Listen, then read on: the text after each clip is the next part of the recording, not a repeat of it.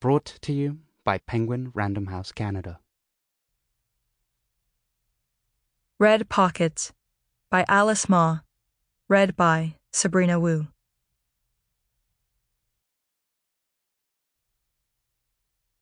Prologue. "Are you going to sweep the tombs?" my dad asked me. He rarely mentioned anything about China, and his question took me by surprise. Why would I do that? I'd never heard about tomb sweeping. Because that's what you are supposed to do when you go back to the village. You sweep the tombs of your ancestors. He said this with such a casual air of authority that I couldn't tell if he was serious or not. Really? Why hadn't he mentioned this before? It was the summer of 2017, one of the worst wildfire seasons on record in British Columbia, although worse years were yet to come, and I was visiting my parents on Vancouver Island. I planned to go to China the following spring to research toxic, polluted cities. I had always wanted to go and finally found the opportunity through my work, as part of a sociological research project on the global petrochemical industry and environmental justice. This would be my second trip to China. My first was a short visit to Beijing in 2015 at the beginning of the project, though I did not manage to see much. This time, I wanted to search for our ancestral clan village in the south. You know, your cousin Amanda went to China earlier this year, and she claims that she found the village, my dad added. I don't know if she swept the tombs, though. I pressed for more, but that was all he would say. My dad had no interest in visiting China.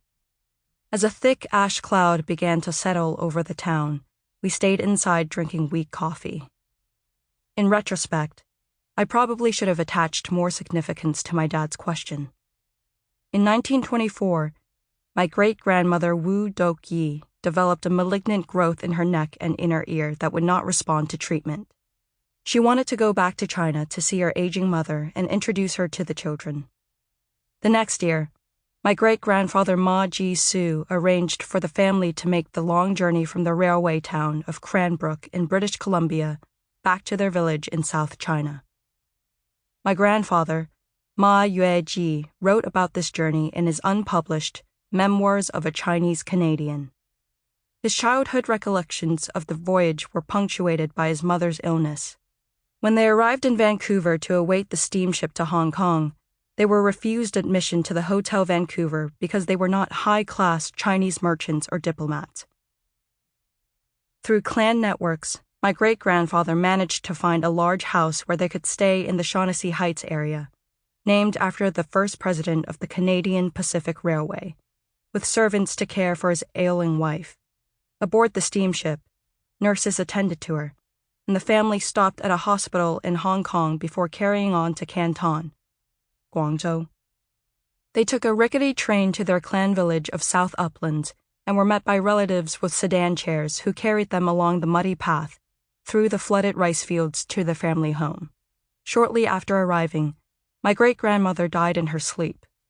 My grandfather recalled that we 3 children were somewhat elated that Mother had gone peacefully to heaven after such a long period of painful illness. They had received Christian teachings in Gimshan, Gold Mountain, the overseas Chinese name for North America, named after the promised land of the gold rush, that heaven was a reward for death. My great-grandmother was given both a Christian and a Buddhist funeral, with a Christian minister from Canton and a Buddhist priest from the local temple to honor the ancestors. Clan relatives came to the burial ceremony all dressed in white, weeping and wailing, as was customary in Chinese burial rites. My grandfather wrote somewhat ruefully that he and his brother and sister were not able to cry at their mother's funeral, and, for years afterwards, they were known as the barbaric foreign devil Ma children who would not grieve at their mother's funeral. I have a strange affinity with those foreign devil Ma children. I was one of 4 Ma children who grew up in a majority white Christian town in Canada, on the unceded land of the indigenous Wet'suwet'en people. We had no religion. Close in age, with long dark hair, we were often mistaken by the townspeople for one another, and for members of the Wet'suwet'en. When I was in high school, A local boy once asked me where I really came from. He could trace his family history to the Netherlands and was a member of the Dutch Reformed Church, the dominant church in our town. When I responded that my dad was Chinese and my mom was white, he said, "So you have no home then?" I recognized the ignorance in this comment, but still, it got under my skin. Wasn't our town my home? 20 years later, after living and working in many different cities, from Vancouver, Montreal, and Ottawa, to London, Oxford, and Berlin, to Coventry, where I'd stayed the longest, I returned to my grandfather's ancestral rice village in China. It was a homecoming of sorts, an unsettling kind, showing up nearly a century too late. I did not expect to be confronted so startlingly with my own rootlessness. I did not heed my dad's warning either. I failed to sweep the tombs. At the time, it did not seem so important. Since that journey, I have been haunted by my ancestors' neglected graves. In Chinese folk religious beliefs, ancestors who are abandoned by their descendants become hungry ghosts, unleashing illnesses, misfortunes, and crop failures.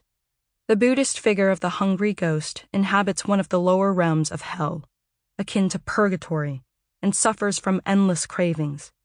Ancient Buddhist texts describe 36 types of hungry ghost, such as the burning mouth ghost, whose food bursts into flames when it touches its lips, the needle mouth ghost, who can only eat tiny amounts of food through a mouth the size of the eye of a needle, and the vomit eaters, excrement eaters, and spittle eaters, who are forced to subsist on repulsive substances. I have felt the anguish of hungry ghosts in our fractured times, unmoored feelings of grief and despair shared across cultures, generations, and species. Ecological collapse, life out of balance, hungry ghosts. It is difficult to deny, whatever we call it, but almost impossible to face.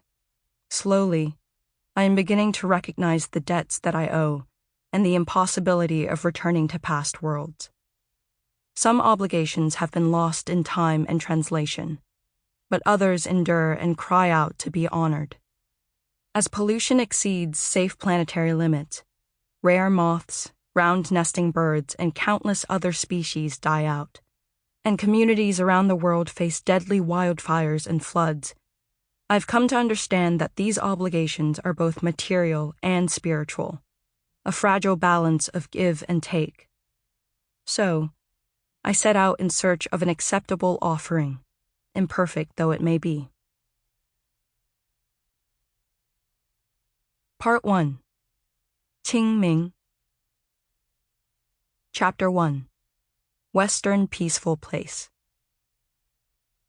"Ah," Amanda said, smiling out of the car window as we passed flooded rice fields and soft green mountains. "We are coming home."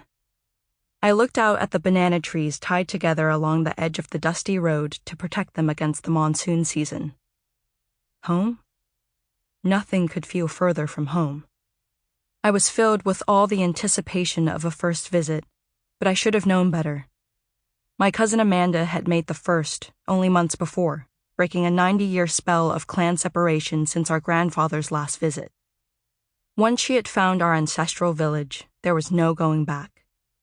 Our grandfather, Ma Yue Ji, Henry was his English name, described this rural landscape in his memoirs and recounted catching malaria during his stay in the village as a child. Yet, somehow, I hadn't imagined such a tropical place. This was more how I pictured Vietnam from films about the war. Even the mountains of Taishan, Exalted Hills, the region where our village was located, were nothing like the sloping mountains of my hometown in northern British Columbia, BC. The Exalted Hills were short and covered in shrubby trees. We followed the road past miles of rice paddies, their new green shoots glinting in the sun. We passed villages with faded brick and stone buildings, resembling British and Spanish architecture from previous centuries. Farmers appeared in the water scattering rice shoots by hand. Narrow roads jutted across the rice fields from the main road into the villages, each with its own arched gateway inscribed with Chinese characters. At last, We turned onto one such road, towards the gate. Sample complete. Ready to continue?